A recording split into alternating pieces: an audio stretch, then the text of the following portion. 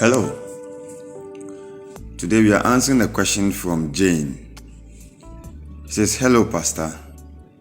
Please, could you throw more light on Melchizedek, the king of Salem, and the comparison which makes Hebrews chapter 5 verse 6 say that Jesus is a priest in the order of Melchizedek, as very little is said about this king in the Old Testament?" Thank you very much, Jane. Melchizedek. Who is Melchizedek? Melchizedek is just God the high priest. That's what it means. God the high priest. And that's not the Hebrew meaning. That is the revelational meaning of Melchizedek. There are two important reasons why Melchizedek is introduced in Genesis chapter 14 verse 17. There are two reasons. One is a nominal reason, the other is a revelatory reason. Now, with the nominal reason, God had introduced himself to Abraham. He had called Abraham, introduced himself to him, and had blessed Abraham. Abraham was rich in cattle, was rich in gold, was rich in substance, and had possessions, you see. But his possessions were not secured. His substance were not secured.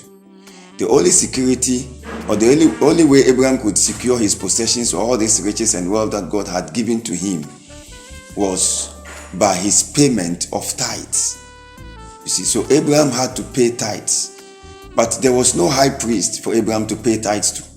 So now God had to come himself to receive the tithes of Abraham, so that Abraham's possessions and the blessings that he had received, the substance he had, will be secured. Abraham's substance needed a defense, and so Abraham had to pay tithes to a high priest, and there was no high priest. So God himself had to come as the high priest to take the tithes of Abraham.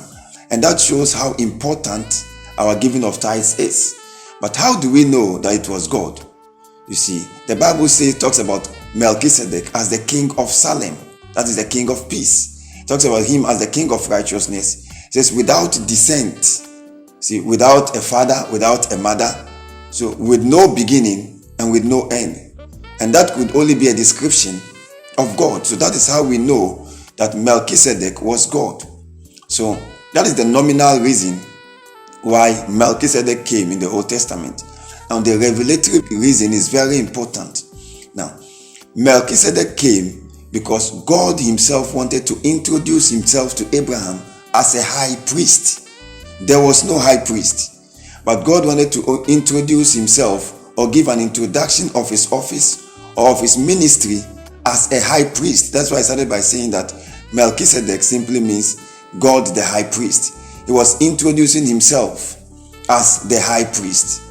So the presence of Melchizedek was the revelation of God as a high priest. That means that God was introducing his ministry, his priestly ministry or his priesthood to Abraham. And you see, that is because of the foreknowledge of God. God foreknew that the time was going to come, he was going to exalt and establish a permanent priesthood, so an unchanging priesthood through Christ Jesus. So when you look at the whole thing, it means that the introduction of God as the high priest was in the person of Melchizedek. And that is the pre-Old Testament, that is not the Old Testament. It was in the person of Melchizedek. And then the establishment of that priestly office was in the person of Christ Jesus. So between the pre-Old Testament and then the New Testament was the Old Testament. That means that the presence of Melchizedek was not in the Old Testament. It was in the pre-Old Testament. And it's important we understand that. And the establishment of that priesthood was in the New Testament in the person of Jesus. Why? Because God, the Bible calls that the foreknowledge of God. God foreknowing that the time was going to come, that he was going to establish his priesthood permanently, introduced that priesthood to Abraham first. That was what happened in Genesis chapter 14, verse 17. And exalted and established an unchanging priesthood now, with Christ Jesus, which that ministry is now taking place. Even though Christ Jesus is exalted and is enthroned, he is currently performing that ministry right now. the ministry of the high priest. Jesus is the high priest, as the Bible says, you see. But before the pre-Old Testament, or between the pre-Old Testament and the New Testament, is the Old Testament. So it is not the Old Testament that brought priesthood. It was the pre-Old Testament that brought priesthood. And that priesthood in the pre-Old Testament was established in the New Testament. I say this because many people think that the payment of tithes or the priesthood of God began in the Old Testament. But no. See, the reason why I say the pre-Old Testament is because the scripture says that a testament is without effect until the testator dies. That means that Moses taking the law, sprinkling the blood on the law, made the law the Old Testament. Without that, there was no Old Testament. So all that we see is mostly says Old Testament. It's not really even the Old Testament. It's a pre-Old Testament. The Old Testament begins from Moses' time. And the priesthood in the Old Testament had faults, because the scripture says the Old Testament was a shadow of that which was to come. You see, so it had faults because the priest will die. The priest had sins and will have to sacrifice for his sins and the sins of others and all that. So it had faults. But it wasn't even the reason why the New Testament priesthood of Christ Jesus was established. The reason why New Testament priesthood was established was because of Melchizedek.